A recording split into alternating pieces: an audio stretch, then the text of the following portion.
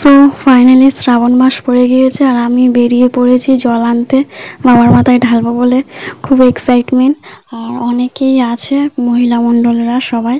আর এই যে আমার ক্যামেরাম্যান হলো আমার বোন আর এটা হলো তৃতীয় সোমবার। তো চলো গিয়ে সেখানেই দেখা হচ্ছে। আমার তো খুব এক্সাইটমেন্ট, খুব আনন্দ হচ্ছে সত্যি, মানে কি বলবো। সামনেও আরো আছে, চলো।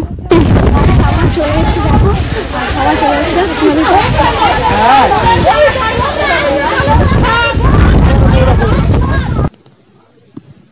এই যে ফাইনালি নেমে পড়েছি জলের মধ্যে আর আমি বসে বসে দেখো ওই পয়সা ছুঁড়লাম, টাকা ছুঁড়তে হয়।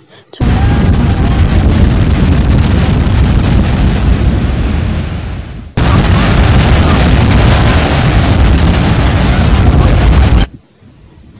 তো চলো বাড়িতে যাওয়া যাক। সরি, বাড়ি যাব না, এবার ওপরে যাব, গিয়ে চেঞ্জ করব আর তারপর এখানে জল ঢালবো। এখানেও একটা শিব ঠাকুর আছে, তো এখানে 3 বার ঘুরতে হয়। চলো ঘুরে নিই। সবাই ভিজে কাপড়ে, আমি চেঞ্জ করে নিয়েছি, একা শুকনো কাপড় পরেছি। আমার আর হাঁটার শক্তি নেই, শাড়ি পরেছি আর ওখানে খুব আনন্দ হয়েছে স্নান করে। আর এই যে বাবার মাথায় জল ঢালবো বলে জল নিয়েছি। কি বলবো, চলো এখন যাবে। চলো, আগেও আছে এখনো পিছনে আছে, দেখো।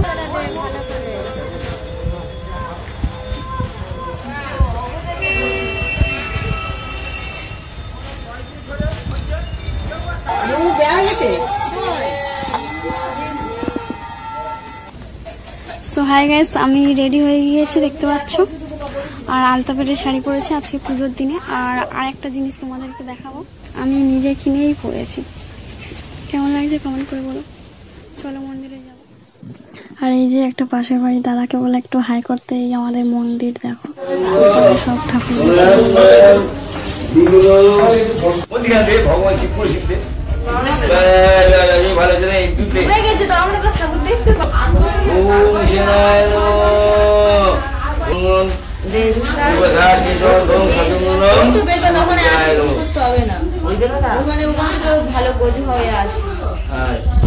তো আমাদের পুজো শেষ হয়ে গিয়েছে আর এখন আমি বাড়ি যাচ্ছি।